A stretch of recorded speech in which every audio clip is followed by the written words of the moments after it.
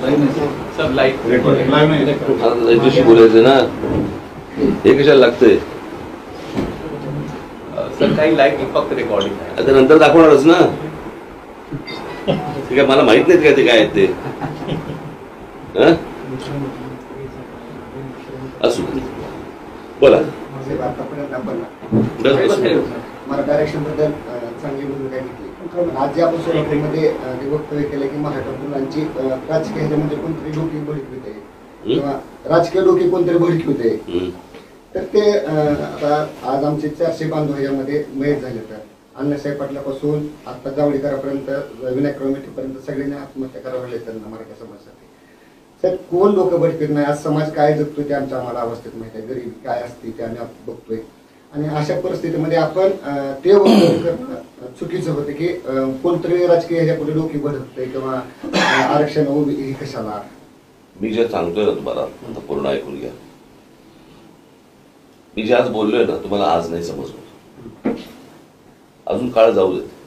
ही विधानसभेची निवडणूक होऊन जाऊ देत, कळलं का?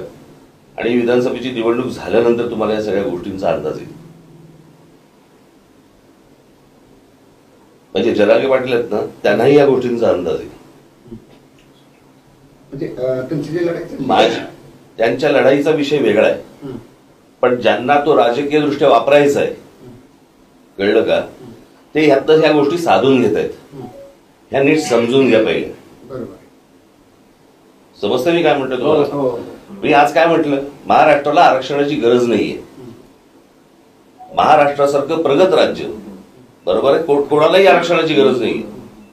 इथल्या मराठी मुला मुलींना, बरोबर, शिक्षण आणि रोजगार याच्यासारखी महाराष्ट्रासारखी संधीच कुठे उपलब्ध नाही. आणि महाराष्ट्रात हे आहे म्हणून बाहेरच्या राज्यातली लोक इथे येतात. ऐका ना, तो आपण 2 वेगवेगळे विषय बोलतो, म्हणून मी सांगतो तुम्हाला. आता ह्या सगळ्या गोष्टींबद्दल तुम्हाला किती जणांनी आश्वासन दिली आतापर्यंत? मागे मोर्चे निघाले होते एकदा, बरोबर, साधारणपणे त्यावेळेला फडणवीस मुख्यमंत्री होते, बरोबर. काय झालं त्याचं पुढे? काय झालं त्याचं? एक्झॅक्टली. माझं हेच तुम्हाला सांगणं आहे. हे जे तुमच्या तोंडाला पानं पुसतायत आणि त्यांचा राजकीय स्वार्थ साधून घेत आहेत, यांच्यापासून सावध राहा. साहेब, आम्ही सावध आहोतच. आमचं एवढंच म्हणणं होतं त्याच्यामध्ये की जे काय समजा आता आमची ओबीसीची 50% आतूनची मागणी आहे, ऐका साहेब, तुमचं आम्ही म्हणणं मान्य ऐकलंय. आमचं म्हणणं 50% आतूनची आमची मागणी आहे, तर ह्याच्यासाठी आपल्या पक्षाच्या वतीनं काय करतात आमच्यासाठी? मी तुम्हाला एक गोष्ट सांगतो.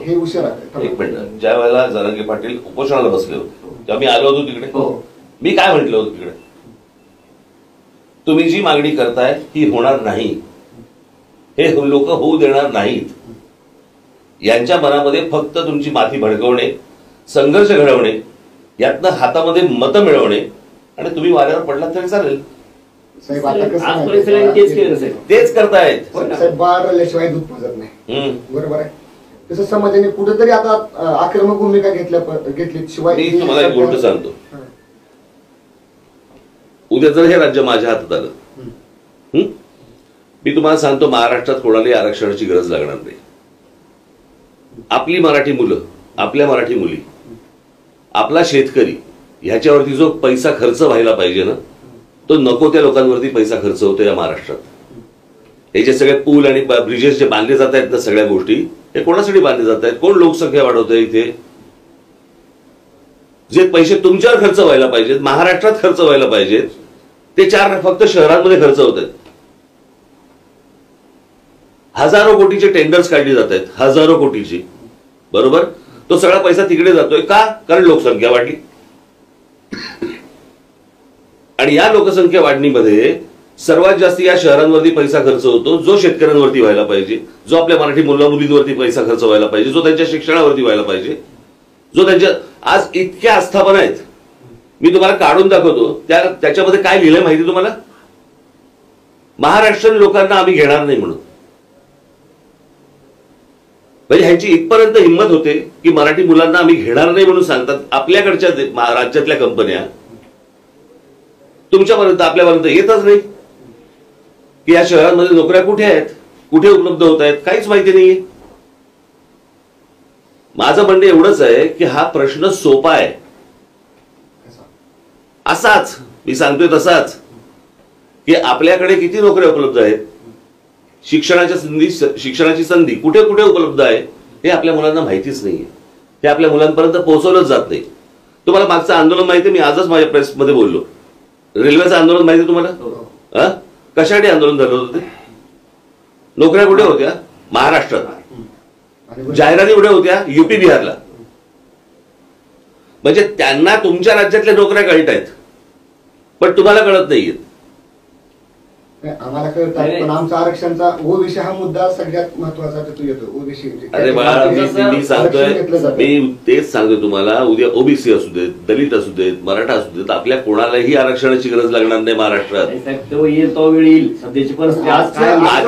आजच्या परिस्थितीमध्ये मी तुम्हाला आजच्या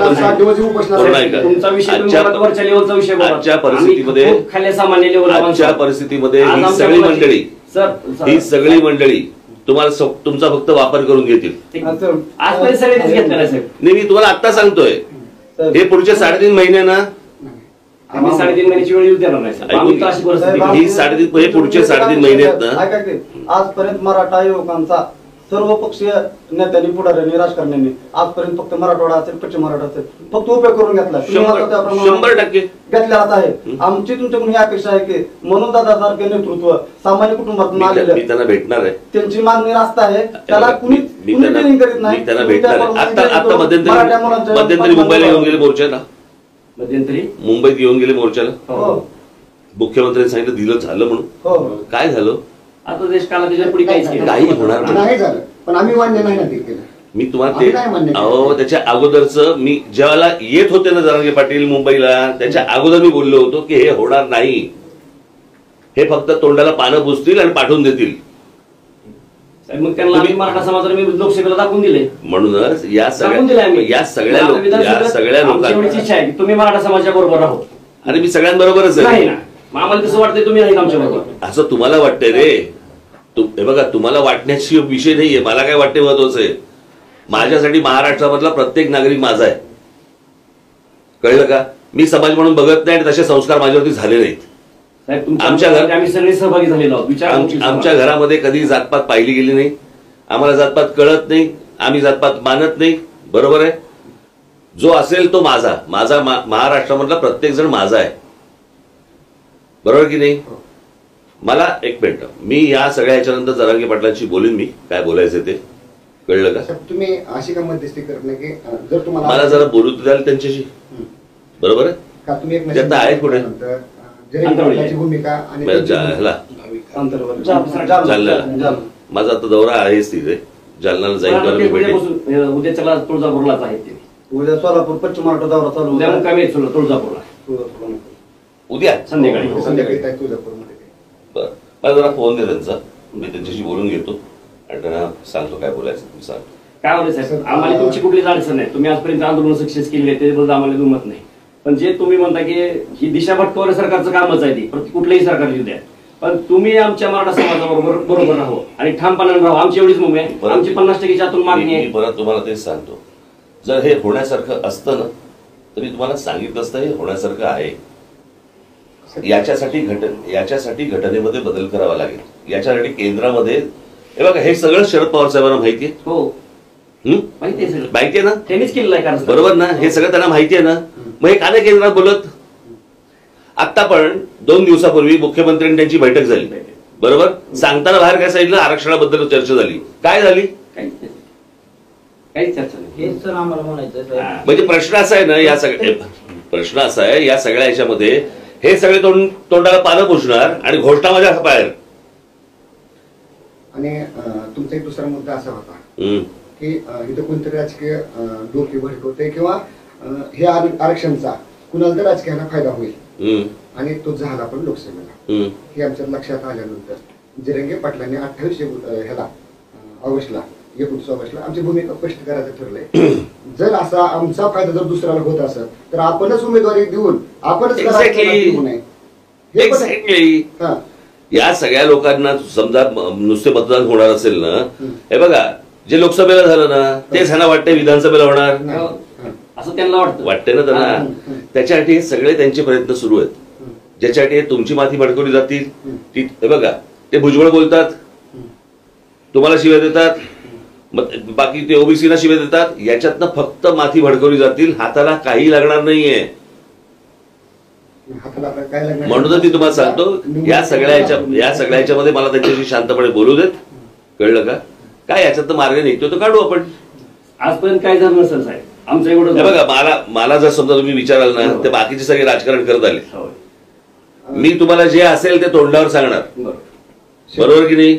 मला तुमचा काही गैरफायदा नाही घ्यायचा आहे. मी तुमच्यासाठी मतांसाठी राजकारण नाही करणार. मला जातपात कळत नाही, मला त्याच्याशी देणं घेणं नाही. समजलंय? माझ्यासाठी महाराष्ट्र महत्वाचा आहे. तुम्हाला असं वाटतंय का मराठा आरक्षणाचा लढा? मी परत तुम्हाला सांगतो, महाराष्ट्र हा माझ्यासाठी महत्वाचा आहे. मला या सगळ्या गोष्टींमध्ये फक्त एकदा त्यांच्याशी बोलू देत.